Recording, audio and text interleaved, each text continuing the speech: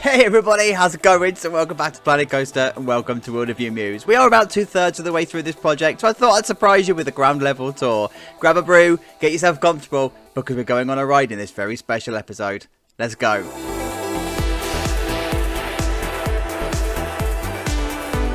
Oh yes, welcome to Wilderview Mews as seen from the peep level. This is our park that we've been building for the last few months and it's styled mainly on Hershey Park and Dollywood, but it's set here in the UK. It's not done yet. We've completed 2 of the 3 phases, but now is probably a good time to start to show you around. And by the way, if you're new here, welcome aboard. These are the sub-level tiers that we have got going on. So if you would like to help out the channel, then please consider subbing. If you want to help out even more, then maybe you could become a member or leave a super thanks, because I'll be honest with you, this channel costs me more to run than I make. So every single little bit helps. But whatever you do to help, thank you so much. I really, really do appreciate the support and welcome aboard. And this is where we are at the entrance. So we are so far 15 weeks in, and this is what we've got to show for ourselves. This is the entrance area. The sign, lovingly made by fan of the channel, Spike. Thank you, Spike, for that one.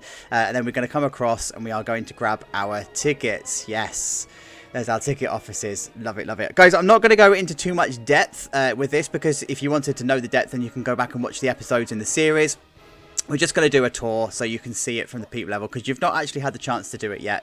And I think the episode's going to be an extended episode anyway. So there's Copycats, the food and drink unit on the left-hand side. And then we're going to go over this side to guest services. Get an awesome, awesome view of our first coaster going on, the Woody in the background. So I wanted that Woody to be like the gatekeeper, if you like, of the park. It was one of the first coasters that would have been put into the park. So it's there. And then the turnaround that you see in front of you here, it was a coaster that was designed specifically around that turnaround. It's not going to be the first time I design a coaster in this park based on a specific piece of track. Spoiler alert, there's something coming next week. So here's the guest services. This is where you can pick up your annual passes and stuff. It's all kitted out on the inside. So if you are finding me for the first time, you will notice that I do all of my interiors because I'm a nerd and I love that sort of stuff. Like, look at this, the gift shop. And guys, I keep coming back to like the early stuff that we did in the series, and I just fall in love with the park all over again. Like, it just comes to life. It's just so good.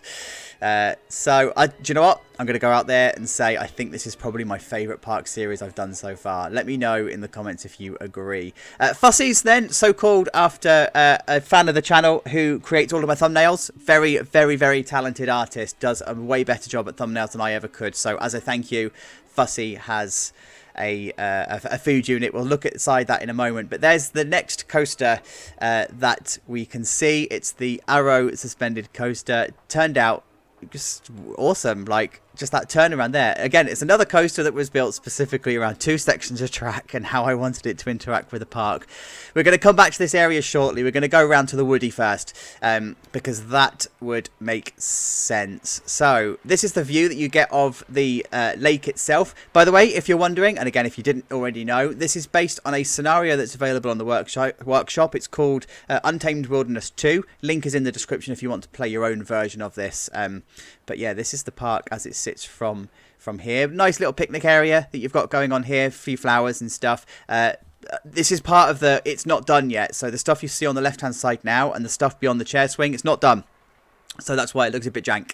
However, what is done is the Woody. So here we go. There is a sign that Spike has donated that I need to put in. I'm going to put that in when I do all the final touches because it's too good to show you now.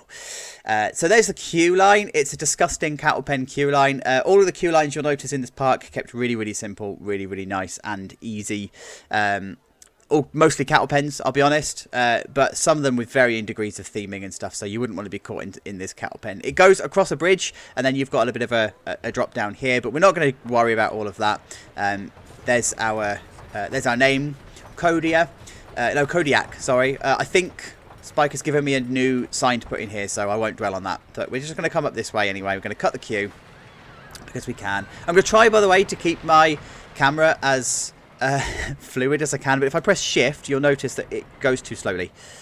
So I'm kind of torn between a rock and a hard place, really.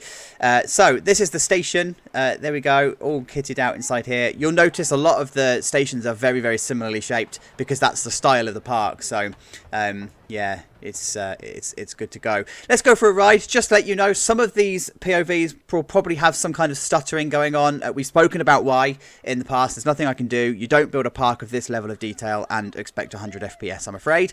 But let's go for a ride.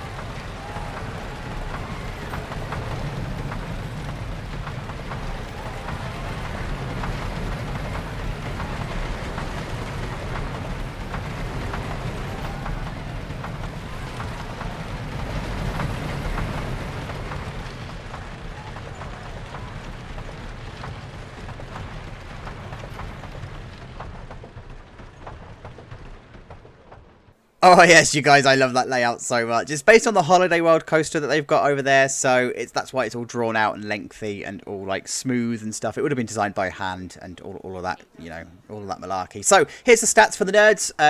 I think that's pretty much realistic as far as Planet Coaster is going to let you go anyway. So let's get rid of that, get rid of the UI, and we're going to carry on our journey. So get our photos on the way through. You'll be surprised by the way at which coasters don't have photos. We kind of talk about that in the actual series itself. Some coasters that you expect to have photos don't, and some that you don't expect them do.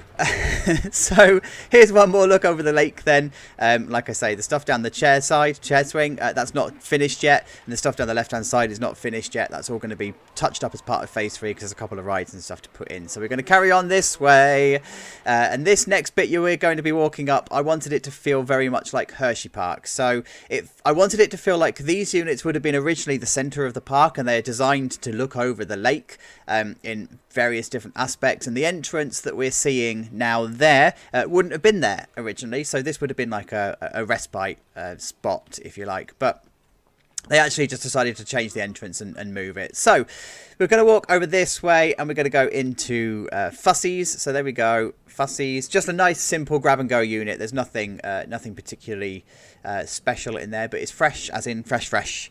So sandwiches, basically. We've got ice cream. So here is the ice cream stuff. Again, you'll recognize a lot of these buildings. This even had a steel counter. I seem to be developing a reputation for stealing buildings from real life parks because I have no imagination to do it myself, so it's fine. So we come in here and look, there's our servery. I quite like how this has turned out. It looks pretty awesome. And then just a seating area, and of course make it operational with no staff. It's fine. They're on a break. So then we're going to come this way. And we've got a coffee house. Kept this one nice and simple. I didn't want really this to be much more than this. It just needs to be a coffee place, and then somewhere to get fries. So there's nothing going to be. No park is complete without fries, right? So we'll keep walking up the hill, and then you start to walk through trees and people and stuff, and then you get some pretty awesome views of the stuff that's coming. So like we'll take a look at the Arrow coaster in a moment. We need to go somewhere else first, but that's the first view that you get of the Arrow Coaster from up here. It's a bit of a plaza area. It's a nice area to grab some food and just to sit and watch the world go by. In the background, you see you've got the Hyper Coaster that's living there. You have Fat Cow Bar and Grill, Barbecue and Grill, sorry, in front of us here. I love this building. Like, this is probably one of my favourite buildings that is in the park.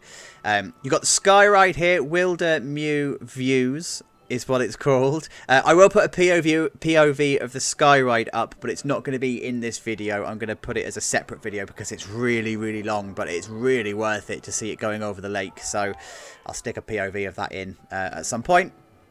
So we come this way, and there you've got the carousel. This would have been one of the first rides that was in. And then into the area that would have originally been the entrance plaza, which is why this area feels all enclosed and forgotten and unloved and all sorts, but it is it is home to the original rides. So a few of the rides that have just been in here, like literally there is nobody here, and even when I filled the park with guests, I got 25,000 guests in here at an FPS of 6, but don't try it, but this area is still forgotten. It's great. It's like perfectly forgotten. But living here is Timmy's Timberwood Run. It's like just a kiddie coaster, but it's so perfect on the sightline. Pink and white is the colour scheme. This is the queue. Nice and short queue. Keep it nice and simple. There we go. And then this is the station. It's just garish. It's pink, black and white. But you get some good views of the coaster from here, right? So I reckon we just should go for a ride.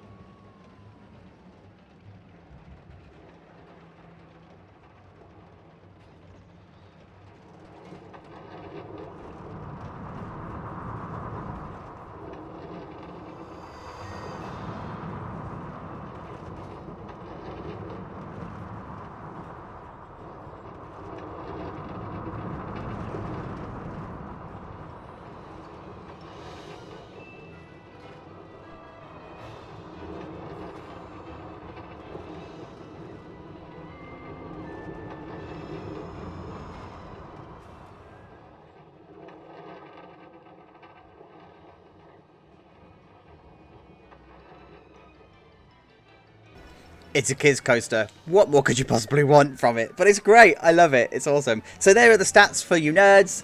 You guys love it. So there you go. That's everything that you need to know. Let's get rid of this again. We'll carry on our journey. So we exit down this way. No ride photos on this one. It's a coaster that probably wouldn't have one anyway. But this is the plaza area from a different way. So you've got Sea Storm there. You've got Starflyer over there.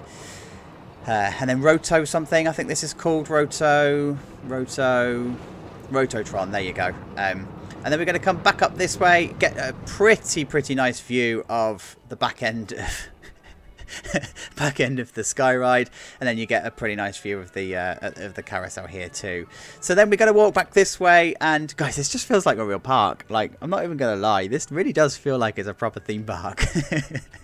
And then we got the Fat Cow's Barbecue and Grill. I am going to show you the other side of this because I think that's where this really does come to life because of the dual level patio that we've got. I'm not going to go down here because that's not done yet. That's phase 3 work that needs to be done. So we're going to come down this way. You've got toilets on the right hand side. So Chacho toilets are always kitted out. Chacho toilets! Because, you know, it's not immersive for me personally without the toilets being done. So, hey. You also get a pretty good view of the Arrow Coaster, right? We love it. So we're going to come back down this way, and we're going to start talking about the Arrow Coaster. But before we do, I'm just going to show you the back end of Fat Cow's. So this is exactly what I wanted it to be. It's a split level patio where you can sit top, middle, or down at the bottom, and it just overlooks the lake there. So the whole purpose of this would have been before the Hyper Coaster would have been in, there would have been all sorts of scenery and stuff going on, and this would have been the perfect place to grab some food and whatever. So yes, so end of the series, that bit that we're looking at now right on the other side of the lake, that's going to be developed. Can you guess what it's going to be? Comments below. So yeah, let's have a look at the no spoilers. Oh, Hyper. Ooh, sustained airtime. So there's the Arrow coaster. This was an absolute mare to do because that lattice work is just difficult to do. But this is supposed to be one of the first coasters that was put into the park. It's here from the 90s. Not the first coasters to put into the park. One of the premier coasters that was put into the park in the 90s. This was one of the ones that started their journey into the theme park that it is today, and that's why it's still around today. Look at this, how slow that lift hill is. It's painful. But the architecture of here is quintessentially 90s Britain. It's all like slanty roofs and exposed metal and a bit of glass, but not glass, probably cladding everywhere and all sorts. Yeah, so that's that. Then you've got the queue line here. Absolute nightmare of a cattle pen, because it's not just one cattle pen, it's three separate cattle pens. There's one here, there's one down the stairs there, and there's one around the corner that you can't see. So if this queue is full, then just go home. Don't go on this ride, you'll be here forever. But this is the station on the inside. So I wanted this again to feel a little bit inspired by Vampire and Nemesis to a degree, although not to a degree because we have a B&M Invert in the park. So yeah, I just wanted this to feel a little bit like Nemesis on the inside, but it's all of the exposed ironwork and the exposed ceiling and stuff that you've got going on. So just look at how 90s and disgusting it is. It's brilliant. I love it. Right, let's go for a ride.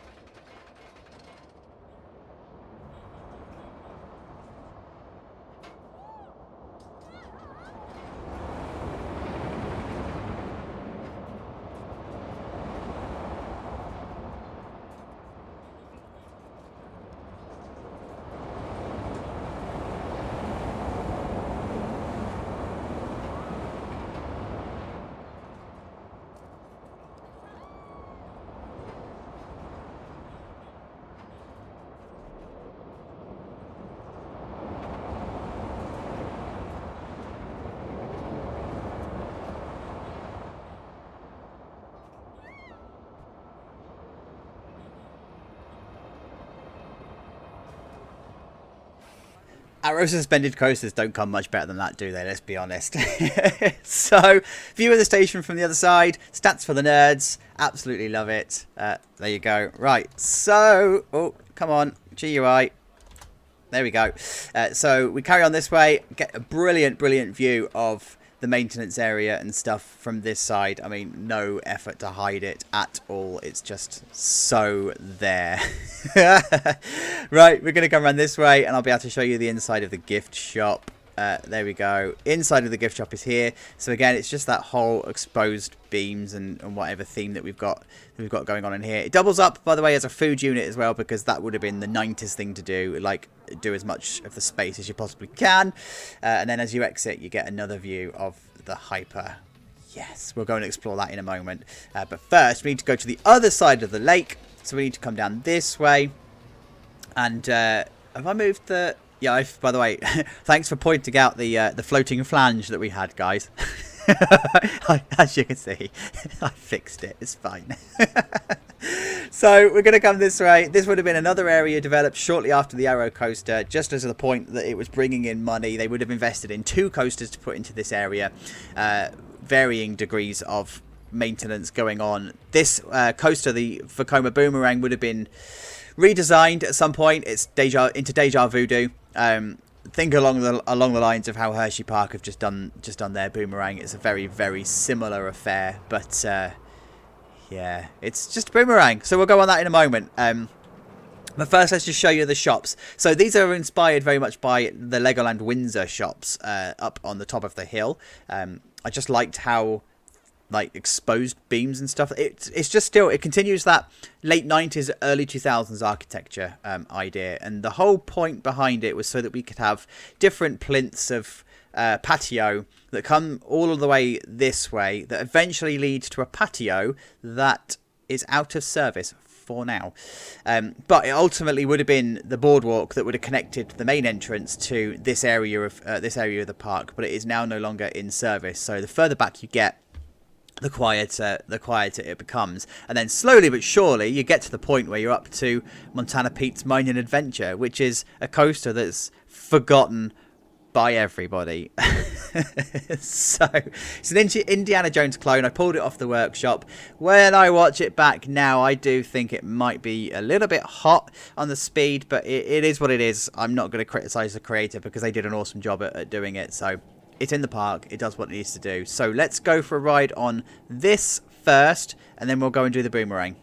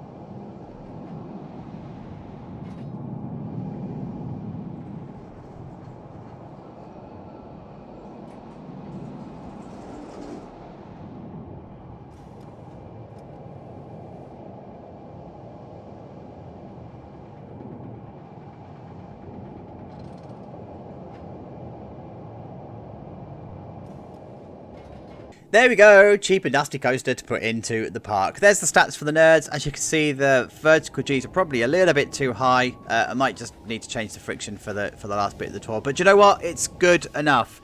Don't let this pursuit of perfection be the enemy of good. It does what it needs to do, so move on.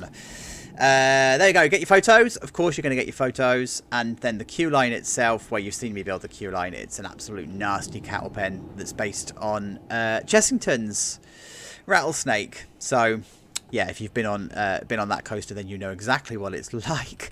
And then we're going to come back down this way. You've got a gift shop on one side, and then just food and stuff on the other. And then we have Deja Voodoo. So there we go with Deja Voodoo. Again, cattle pen queue on this one. There we go. It's not exactly anything particularly special. What is special about this one, though, is what happened when they did the refit. So inside the station here, don't get stuck on the roof. There we go. So inside the station here, lots of neon, lots of colour, lots of light. And if you change this to nighttime, lots of all sorts of stuff going on. It's like garish. It's disgusting. Watch the ceiling as well as the train comes through. When the train comes through, I wanted this to be very much based on a mix between Speed of Sound, yeah, Speed of Sound, and the Hershey Park remix stuff that they had going on. So yeah, Deja Voodoo was the name that was chosen for this one, and the theme is disgusting. I'm going to ride this during the day, by the way, which is going to be now. If you want to see the nighttime one, then that's in the episode where we build this, because you don't really see the lights when you're on ride, so that's why I've decided to do the daytime. Anyway, let's go for a ride.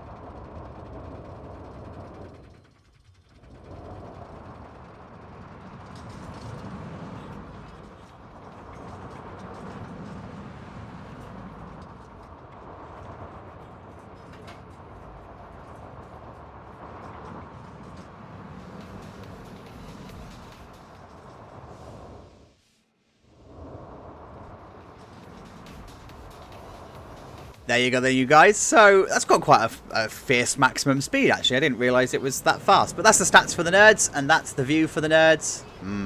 Loopy. Right, let's get rid of that. Let's get rid of that, and let's carry on our tour. So, coming back out this way, you open up into the plaza and still get some awesome views of the hyper coaster. Now, let's talk about this hyper coaster, because I think the way that you sum this up is obnoxious and intrusive. I said it lots in the episode where we build it, and that's exactly what it is. So I wanted this coaster to feel like the park put it in because they wanted the hyper coaster, and they didn't really know where to put it. The only place they really had to put it where there was spare land was behind the rapids, and the only way they could make it work was to put it through an existing area and completely ruin it. They made no effort to theme it to the area that it's going to be intruding in. They just put it in and hope for the best, and that was exactly what Thorpe Park were going to do with Exodus when they were planning their B&M layout. So that's why it is so disgustingly intrusive. But do you know what, guys? I think it works. I think we made it work. The custom supports were an absolute nightmare to do. I never want to do that level of custom supporting again, but it worked. So we're going to walk through this way. This is probably the most risky part of the track, and that's why you've got path covers, and there's of course the drop. And this actually makes it look like the drop is way taller than it is, because you're walking uphill, right? So you're already looking up at the coaster. So we're not going to go on that yet, by the way. I know that I'm talking about it now, but that's because we're in the area that it's like affecting. So we'll go around to that in a moment. But this is the western area. This is where the rapids are. So there's the rapids building. I wanted the queue to be interesting, and I wanted it to, he says, focusing on the cattle pen. But yeah, so I wanted the queue to sort of like wrap around, and I wanted it to be part of nature and stuff. I wanted it to feel quite a bit of a mature queue. We've not been down here before, by the way. We didn't come down here in the episode because it wasn't really worth coming down, right? But now it is. So it interacts quite nicely with the hyper as well, and then eventually it does get into. Just cut through that way.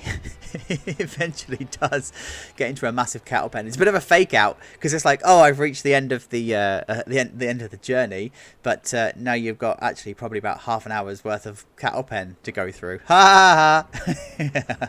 So this is the station. Then I wanted to keep this one relatively Western themed, but loose, like ranch Western, if you like. Behind here is the maintenance areas and stuff, so that's all on display, and then there's an awesome shot of the water treatment facilities and stuff down the bottom there. So I'm not going to put the POV of this into this episode because it's like 6 minutes long, and the video is already going to be long enough. Again, just like the Sky Ride, I'll do that as a separate POV in the playlist for you. But you get some really nice interactions with the hyper, and now that the park is like coming to life, it's yeah, just some brilliant views. Grab your photos on the way out, and then we walk out this way and you get the view of the coaster that we are going to go for. The wing coaster, my favourite type of coaster. I love it. Awesome screaming swing, shot like straight on. I love the screaming swing. It's just so photogenic. So we're going to come down this way through an area that's partially completed. But again, you get some awesome views of the stuff that's coming up. So there's the Intamin launch coaster that we're going to be going on later on. And then there's the wing over drop, first drop that we've got here. So we're going to walk down this way. There we go, and into like the main plaza area that we've got here. So you see lots of 0Gs going on in this coaster. You could almost like argue it's the 0G coaster, but hey, it's like just it's pretty much what they do. And then you've got 0G turn just in front of us here, and then the plaza at this point then splits into two areas. So you've got path covers where you need path covers, and no path covers where you don't really need them. So because of the speed of the train and stuff, so we're all good to go. Vulgaris is the name of the coaster. There we go. It's themed around Devil and Angel, and I very much stole the idea of the station from the Liseberg dive coaster, so let's not lie about this.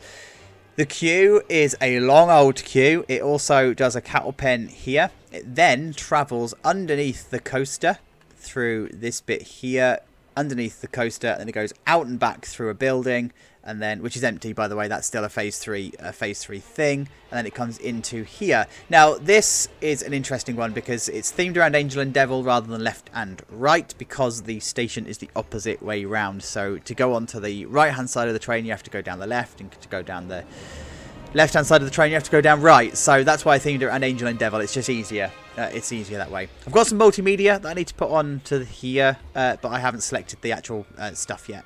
But this is the inside of the station. We've just hopped through. Spot any similarities? Swarm, maybe. Not even sorry. Right, so let's go for a ride. You'll get the left and the right on this one. I think I start left. Just to let you know, by the way, stuttering on this one. It's like I've tried to record it 10 times. This is the best one you're going to get. So 100 FPS is not expected in a park of this size. But enjoy it regardless.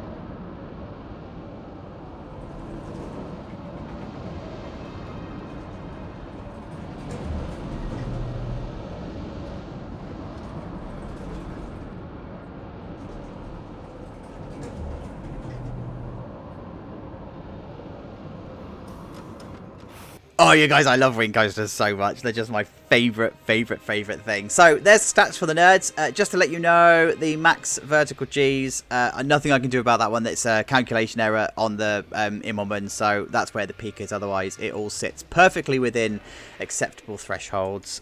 So, let's get rid of this and go out through the exit. There we go, out through the exit, and then out through the exit path. Ah, yes. Grab your photos on the way through. There you go, photo booth. The letters, by the way, the blue letters, they're the Ruinix that Spike designed for us for Chatrolandia. It was used on Sentinel. So I thought, hey, they were so good, we can't just have them in one park, so I've used them again. And that is literally the Ruinix for photos. So, love it. Love it, love it, love it. Right, we're going to go down this way, but I need to show you the view of the lake first. So here we go. Here's a bit of a viewing area that's on here, so you can see what's coming up at the rest of the park. So we have the Intamin launched over there. You've got the Hyper behind us. You've got the drop towers, the Invert. You can't see it, but there's the Vekoma Looper. There is also the Dueling coaster. You've got the log flume, and you've also got the mine train. So it's a big old park. The whole purpose of this park was to have it sprawling, and success, I think. And we're only 2/3 of the way through. Oh, it's a long old series. Right. Oh, look at that view of the turnaround of the wing coaster. Oh, yes. Sorry, just I'm like gawping over my own work, and I need to stop. Hang on, have we got the train coming? Sort of. Into the wing. Ah, yes, yes, yes, yes. Into another 0G. It's the 0G coaster, I promise. It really is. And then into the turnaround. Yes, right, guys, please don't judge this area. This is not done. This was my COVID episode where I was still recording despite the fact that I had COVID and I didn't know it. So this area is by no means done. However, I wanted to come down this way because I wanted to show you just how good the Benesi station sits on this skyline. So if you remember back to Chacholandia, no, wrong one, Grosvenor Gardens, we did a coaster at the Vekoma STC called Benesi, and I built a station that was themed around a Canadian tea house. This is that same station put into this park. The actual restaurant itself is called Benesi Burgers, and the reason that I wanted to repurpose it because it felt like this area needed a lodge style cafe, and I was like, actually I've already got a building on file that I could use that would fit perfectly, and look at how perfectly it fits. So I love it. Love, love, love, love. We're going to go and see the invert. I was about to call it something completely different then, very wrong. We're going to go and see the invert later on our way back, but this is how it sits on the sightline. It's just this mess of purple and yellow track. It has a backstory about it, like it's supposed to be an SLC, and they ended up getting a B&M instead. But we're actually going to go up and see the launch coaster and the hyper coaster first, because we've been talking about them, especially the hyper coaster, but we haven't actually gone to see it yet. So this is the Intamin launch coaster. It's a really small scale one. It's supposed to be on the scale of like Rita, for example. It's actually Centro Fiato in hey, I said it right first time from memory. I can't mess up this take now. So Centro Fiato in Italy. It's now a defunct Intamin, but it's based very much on that, and that's why we've got like this half top hat thing going on here. I did try having different top hats and stuff for Canon, and that's not pronounced right, I know that. This is the bridge then, and yes, so from this bridge I wanted to have this inversion. We haven't seen it from this angle before, but I wanted this inversion because I needed a strategy to go over the launch coaster, and I didn't want it to be an ejector airtime hill because boring. So we ended up with a high-speed 0G instead. But this is, oh, look at that timing. Oh, look at that timing, actually. So there's the train going underneath the bridge, and then there we go. The bridge, by the way, seems to be getting a lot of love. Like, it's a complete happy accident. I just laid down some of the fence on the ground because I was going to put this wooden fence where the mesh is at the moment, and it actually looked pretty decent on the floor, so it stayed. So there we go. Skyrunner is the name of the Intamin coaster. I'm going to go around this way for the queue because just like just like the suspended coaster, the queue for this is disgusting. This is COVID brain that did this, and I don't have the heart to change it. I just went, this'll do because I feel like crap. And actually it's turned out that it worked quite well. So yeah, it's again exactly like the arrow. It's 3 cattle pens that they can just open and close as they feel fit, you know, through the however busy the park is. But this is the coaster. They really missed a trick on this one. They could have themed it around racing or around space or around tsunami or whatever, and they didn't. They just left it. They gave it a kind of a space theme, but it's not a space theme. Very much loosely based on the Storm Runner building at Hershey Park, so that's why it's feeling probably a little bit familiar with the exposed beams and stuff. But yeah, it's a very cold coaster because it's blue and white, so it's like it needs a bit of love and it needs a little bit of life. But hey, it's an old coaster, so it would work perfectly. Right, let's go for a ride.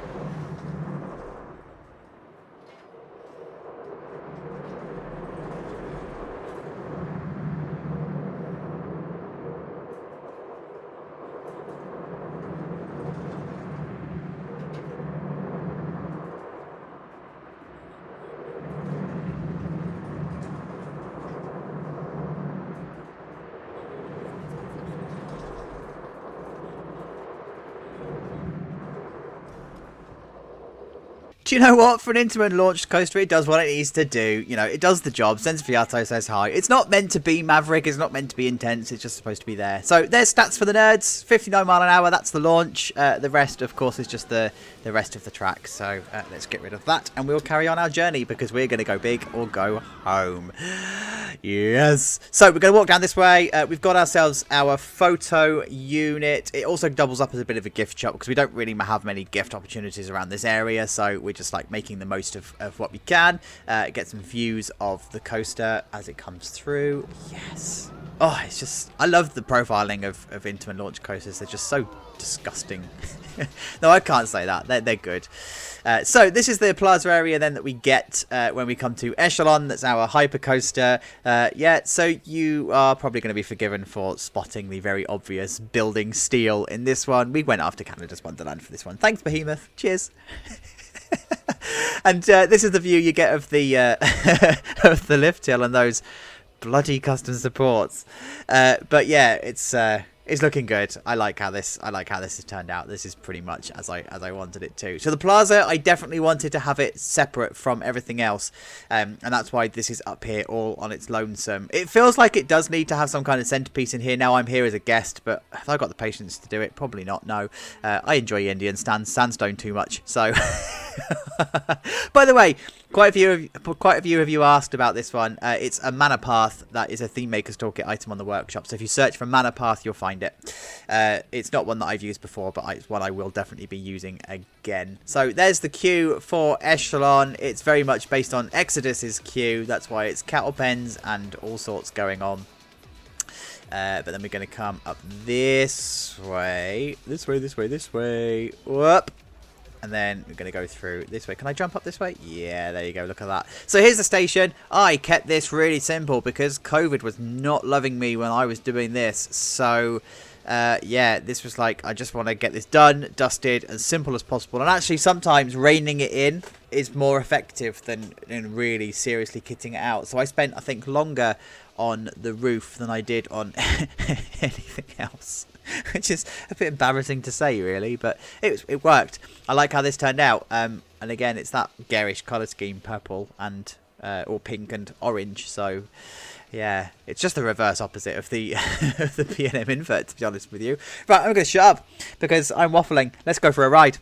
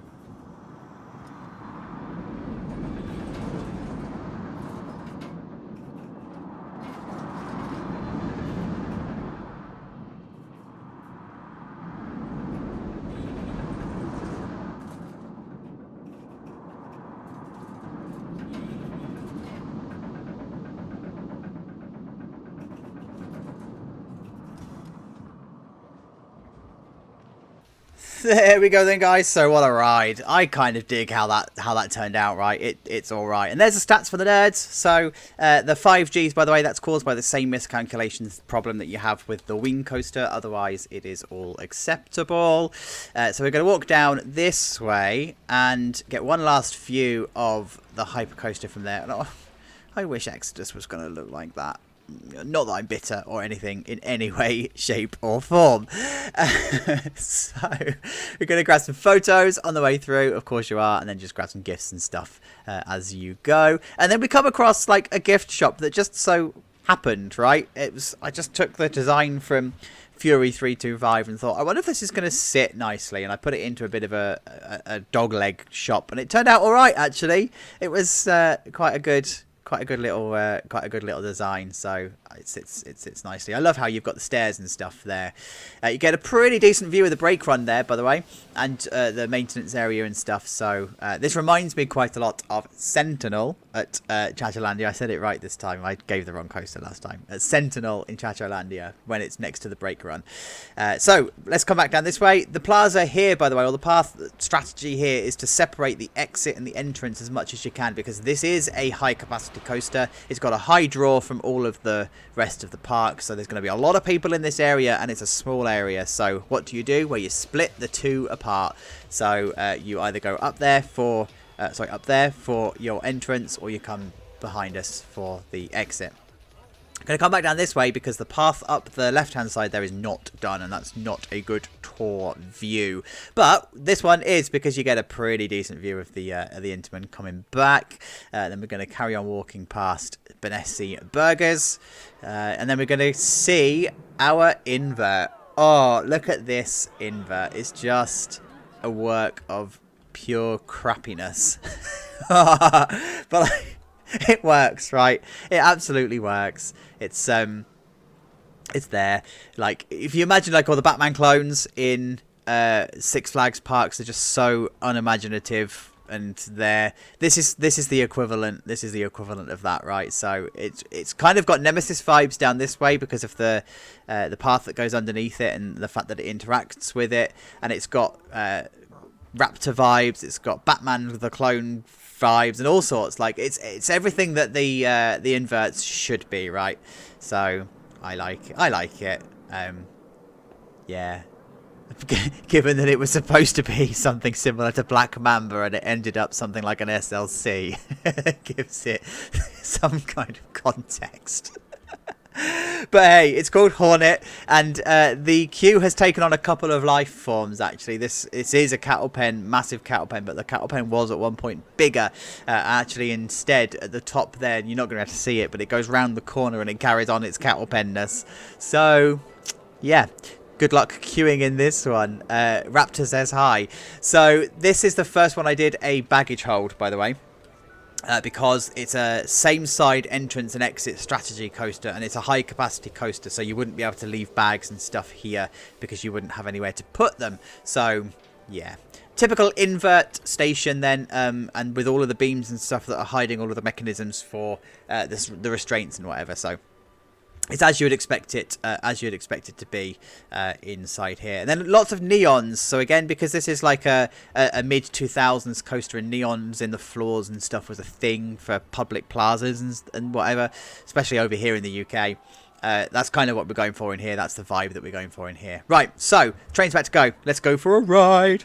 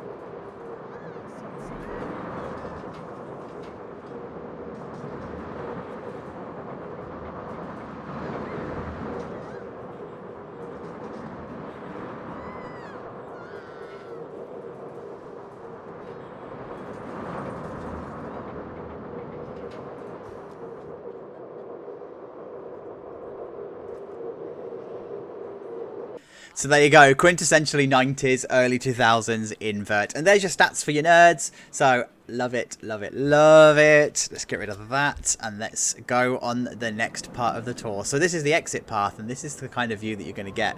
Look at that turnover. Oh, the turnaround. Love it. Straight into the corkscrew, into the double corkscrew. Oh, it's just so, it's such a cliche.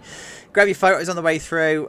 Spot the deliberate mistake here. It's on my fix list. I have a fix list of stuff, so if you are spotting some imperfections as we're going around, they're all on a fix list.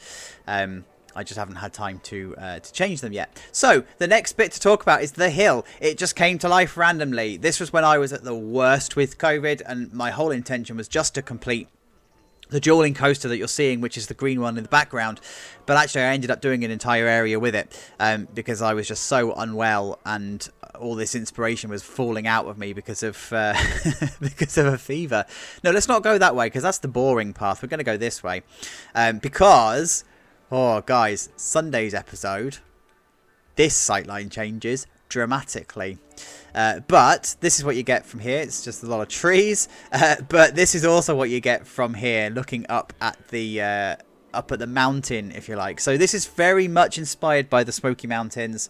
I don't remember what town it is, but there's a oh, it's where the Ripley's Aquarium is. That's where it is. Whatever town that is, it's where the Ripley's Aquarium is. It's very much based on all of that architecture, that like lodge, alpine style stuff that you've got going on. So I've got lots of pathways going up and lots of different levels where you can just take stock of everything that's around you and some views of the park that are gone. I wanted this area to feel like it was the one of the first areas to put in, like as in a theme park. So the first coasters are over here and the first shops and stuff. And then, of course, you've got the sky ride, which would have taken you over the beautiful lake and the gardens and stuff that would have potentially been here before. And that's why this is all still here. So I'm going to take you around to the Dueling coaster first because I can take you via here and show you this line of shops, which still needs kitting out inside, by the way. I haven't forgotten to do it. I've just deliberately ignored it. So here we have Dueling coasters. We looked into the future for this one, but it's set in the past, and it's a bit of a weird juxtaposition, oxymoron. Love that word. Moron. Such a child. Because we looked at Legoland Windsor's upcoming coasters for the layout and the inspiration, but it's a Schwarzkopf coaster from the past. So this is not meant to be a Vekoma Dueling coaster, nor is there meant to be track at the top here or anything like that. It's designed as Schwarzkopf would have done, but to the layout of the Vekoma coasters that we're expecting at Windsor. So as a result, it is a proper Dueling coaster. It's 2 stations, 2 coasters. They're set to chain to each other. They're set to release and start at the same time, and it's also set in the side of the hill. So I did talk about this in the episode where I thought the queue would probably be one long queue and then it splits down the line, but of course this is Planet Coaster and we don't have control of that, so it's 2 separate queues. But this is the idea that I was talking about, it being on the side of a hill. I wanted it to stick out horizontally from the side of the hill as if they've like put concrete and stuff in to make it flat. I think it achieves it quite nicely, you know. I wanted the stations to be really open. I didn't want them to be themed or anything like that. I just wanted them to be there. Like originally, none of these sun covers weren't here. It was just completely open, but the stations just didn't feel quite right. So I actually ended up putting the sun cover on. Right, so this is red. The other side is yellow. Let's go for a ride.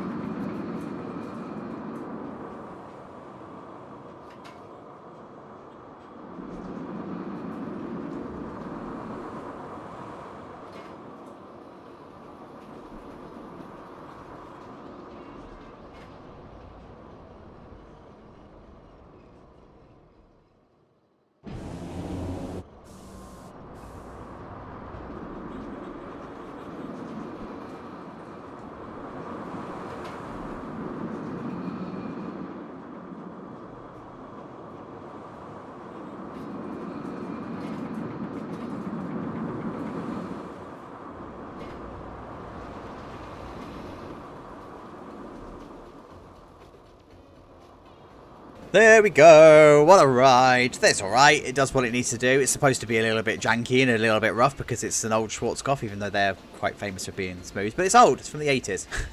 So, stats for the red and then stats for yellow. They're slightly different because of the different layouts and stuff. And I like how they become out of time. And that's the idea behind that, is because of weight distribution. One train is supposed to be heavier than the other, and therefore it's not. It's because it's badly timed. But so here we go. Here's the exit path. I wanted this to sort of like go down to the level that the hill would be at had they not have put all of this monstrosity in. So if you have a look, there's just a big concrete pad. Didn't really talk about this in the episode because I was focusing more on the on the bits I was building. But yeah, so I wanted this to feel like it was just walk up this way. There we go. Yeah, so I wanted it to feel like it's on the side of a hill. So this is the area that you open out into. So there's bergs, and you get a really, really awesome view of the rest of the park from inside here. Look at this. Yes. Especially now, all of the stuff this side is in. So you can now see like the Hyper and stuff in the background. And look, there it is. Yes. Right, back out this way because we are badly operating cameras, and we need to go to what is probably going to be one of the oldest coasters in the park, most loved coasters that there is. It has no name at the moment, but I'll come over this way to show you. It's basically ripped from Tennessee Tornado at Dollywood, in the sense that it snakes through a little bit of the hill to start with. It goes through the maintenance area that has absolutely zero effort to hide. Not even sorry. And then it packs all of its punches pretty much into that bit of track that you see there. The rest is just winding its way down like aimlessly and meanders its way through a course. But the first bit, that loop, and then the sidewinder, and then the corkscrew, that's exactly what it is. By the way, interesting fact, it did originally have a double corkscrew, but when I was looking into the timeline of when this coaster would have been in, they would have only had pretty much 3 inversions. I didn't want to kick it to a 4th. That was almost like hitting record breaking levels for the time. No, I just wanted to keep it as it is. So here is the cattle pen queue at the top here. So over the years, this queue's probably diminished over time. It's no longer needed. And yes, I fixed the fence, by the way. If you saw the episode, the fence was missing. It's not anymore. So we're going to walk down this way. Come on. There we go. And then we walk underneath the brake run. And then we walk. There's the maintenance area. Look at it. It's just there. Hello. I'm a maintenance area. Deal with it. So here's the station. Again, it's simple inside here. I wanted it to be wooden and stone and not a lot else. No theming. It's not a theme to this. It's just a station. Chill out.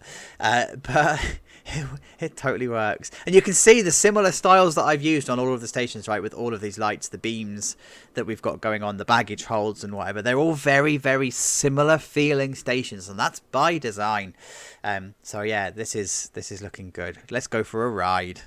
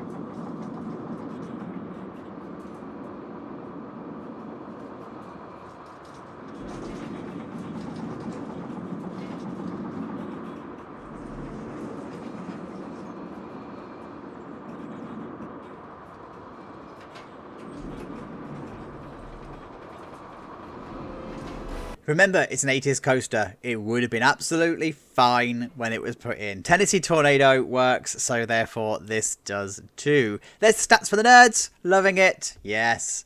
And then one final look at the station.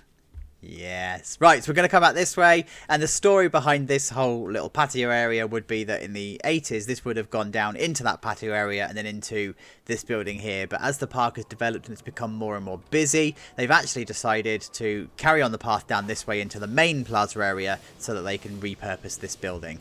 There's a pretty decent view of the brake run from here. There's something about a Vekoma brake run, like, oh, there's just something about it. Even Corkscrew at Alton Towers was the same. By the way, in case you are wondering, yes, Vekoma would have used the Arrow trains. Corkscrew at Alton Towers being the example of that. So please stop telling me that I've used the wrong trains, because that's boring. So here's the main plaza area. So you come out on the top here. This is like a shed, if you like. What I've tried to do here is make it feel like the area has been modernized by all of the neons. It looks awesome at night, but then you also get some pretty decent views of the rest along here, right? So there's the rest of the park. You can just sort of see it poking through all the trees and foliage. I tried to keep the trees low in this, by the way, for this very reason. I didn't want to overdo and overkill the trees that much. So yeah, then we come down this way. This is so ripped off from Ripley's. I may as well have just built an aquarium replica. Not even sorry. But I loved the lattice work. I loved how it all comes together. I love the architecture of it. And yeah, like I say, next week this view totally changes. And I've just come back into this park and I thought, actually, this really does change a lot. Watch this space. So donuts and coffee and stuff inside there. It feels like it's a bit of a wasted unit. It feels like it should be more of a food unit, but it's not. So we'll deal with that. Then we're going to come down this way. Where are we? Oh yeah, we're there. I was like, oh, I don't know which way I need to go. Lost in my own park. Chacha toilets there, by the way. Yes, they are kitted out. Walk down this way, and yeah, so that's the new view, so we'll walk down this way. There we go. Oh, by the way, I haven't forgotten that these stairs need rails. It's on my touch-up list. Yeah, it's been on there a while, actually. So walk past this way, and we're going to go underneath the invert this time, so you're going to get to see it interacting down this way, right? Oh, just look at that for timing. Oh, couldn't even made that better. Right, underneath the sunshade, because we're about to go over this one, I think. There we go. Yes. Yes. Oh, I love it, love it, love it. Right. More Chacho toilets. To show you inside here. Just to show you. Yeah, kitted out. See? All done. We love it. It's great. So we come across to Lakeside Lunch. This is just a food unit that was put in. It's nothing particularly special. There's no theme to it. It's just what it is. But the idea behind this was to have, and I've got to be careful here because these these umbrellas are like landmines for Tejid Cam. So I need to be really, really careful because I'm going to end up on an umbrella. But I wanted to... Oh, guys, I'm so nervous. Like, there we go. I wanted to give the whole viewpoint of the park here, right? So you've got the log flume and the mine train we're going over to next. But you've then got the rest of the park that's just so there and just so perfectly positioned. Yes, I love it. Right, now we've got to minefield our way out of it. Come on. Yes, we did it. Thank God. That was like the 10th time I've taken that. So anyway, we're going to walk this way underneath the final drop of the log flume. I took inspiration from Six Flags for this one, in the sense of this viewing area, which isn't really much of a viewing area because it's so fenced off, but the viewing area of the final drop of the log flume here, I wanted this whole log flume to be on display at this point. So yes, this would have been the star attraction, and it uses the lake as like its water source and stuff, and yes, you can. Stormforce 10 at Drayton Manor. So... it felt like it needed to have like the lake being a big part of it. That's why the final splash is in the lake. But look at the views of the park behind. Yes. It's just, oh, guys, I need to stop gawping. Right, so the queue line for the log flume is actually very themed. And this was because the park would have started to almost experiment with theming. And it would have been the thing to do when this would have put in to have like Western theming for a log flume. I can't really show you the other side of the theme because that's where the main part of all the theming is, right? It's all themed around this old sawmill. I was like, what's the word? Around the sawmill, by the way. Yes, the fence is in. Thanks for telling me. Although you guys didn't actually spot the bit of fence that was missing, like the more dangerous bit of fence. But hey, we won't talk about that. So inside here, this is just a bit of a queue. I don't think I'm going to be able to drop down because there's the fencing and stuff here. So we'll come along here. And, oh, guys, I'm really sorry about my camera work here. You've probably already clicked off the video because this is just terrible. I'm not sorry. So, cattle pen, and then you come along this way. It's a really claustrophobic queue, and I love how claustrophobic it is. It's just disgusting. It's just gross. But this is the inside of the station. Again, it is a bit of themed. It's a log flume. We are not going to go on the log flume. This is going to be a POV, again, that I will put in later on because it's long. It's such a long log flume. But, guys, you're going to want to watch that because of the views you get of the rest of the park from the actual ride itself. So, yes, not one to be missed. Oh, splash, splish, splash. Look at the view of the final drop here as well. Ah, I just keep saying it. It just feels like a proper park. Like, and it's not even finished. There's still stuff to go in, especially behind here. So let's go and talk Mine Train because it's the last coaster to go on in this tour. So there we go. This little plaza area was just a little bit of a brainchild. This is the original version of the Hyper idea of having a raised up plaza, but I just put this in because I felt like it needed to have some kind of personality. The area felt really flat and it's on the side of a hill, so I just wanted to utilize the hill terrain coming down to the lake, where you've got the log flume on the left hand side and you've got the mine train on the right hand side, and then it just continues to go up through the hill. So that's kind of what we're going for in this area, and then that is also accentuated by the fact you've got the lift hill that goes up this way. The queue line is an absolute mess. It goes everywhere. It's long. It's really, really long. But remember, this would have been the star attraction at one point, so it would have attracted the queues. We're talking like Corkscrew getting 9-hour queues level of attraction, if you like. Really, really like quite a key attraction of the time. There we go. And we come into the station. Going to come this way. There we go. And we come into the station here. So inside of the station, I utilised a couple of the other... this was originally the Tapio station, I think, in Reigate Lake. I just noticed I've got double lights and I don't know why. I don't know what I've done.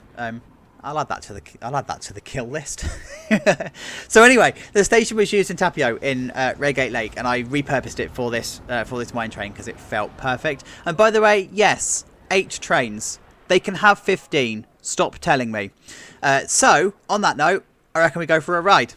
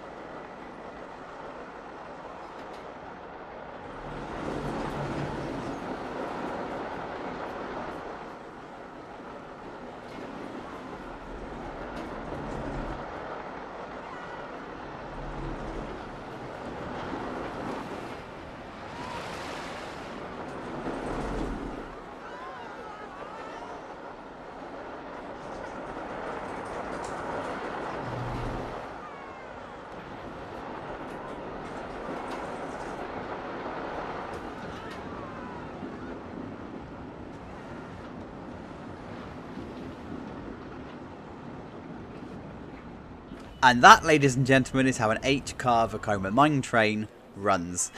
There's the stats for the nerds. Thank you very much. And guys, that's pretty much the end of the tour. We need to just head to the park exit so I can show you the other bits that we're working on. So down this way with the bad camera angles. I just wanted to walk down this way so I can show you the unfinished bit, because you get some sight lines across the lake and stuff that you haven't actually seen yet. So I want to show you those in its unfinished entirety. But first I wanted to show you this one, like this whole idea of the log flume coming up over the path and then walking into the area here. I did discuss, by the way, that the Wilderview Falls not coaster entrance would probably be the other side, and I've actually decided to keep it here because it works better there. Right, so we walk alongside this way and you will see that there is the Woodie, and it's not fenced off and stuff because it's not finished, right? So that's by design. However, there's something that I do want to let you in on. Spoiler alert, skip if you don't want to see this bit, please guys, but there is something that you need to see, because this is coming in a future episode. This is not Sunday's episode, but this is a placeholder for something that we've got coming on later. I wonder what it is. Anyway, that's why this area is not done, and that's why I've decided to bring you down this area, because yeah, it's like that. So that's the view that you get of the rest of the park from this side of the lake, and it's looking so full and beautiful. It's I love it. I love it. I love it. So we're just going to carry on walking down the dead side. But you're going to get some pretty decent views of the Woodie and stuff all along here. I just love how drawn out that Woodie is. It's great. I wanted to take an opportunity to have this picnic area. I've never spoken about this area before. I put it in the early days and forgot about it. But that's the view that you're going to get from this area. So just like the Benessi Burger side, this was like the opposite side of that. So anyway, then you got the chair swing on the right hand side, and then we come back down past Kodiak. And then we end our day back this way through the gift shop. Yes. Obviously, car park and maintenance areas and stuff aren't done yet. That's a phase 3 thing. So when we look down this way, it's still like a placeholder of a car park and whatever. But ultimately, this is back at the beginning. Full circle, Wilderview Mews. Guys, thank you so much for getting to the end of this one. This is a long, extended episode, and I don't really know what I'm going to show you for the finale tour, because you've now seen most of it, right? So you're going to need to inspire me and let me know in the comments below. But please leave a like and a comment on the video. You know, that absolutely helps. And as I said at the very beginning of the video, please consider joining and becoming a member, or leaving a super thanks so that you can help the channel along in some capacity. But if you don't, it doesn't matter. Thank you so much for your support and getting this far anyway. So I'll see you on Sunday. Have a good one, guys. Look after yourselves. Bye-bye.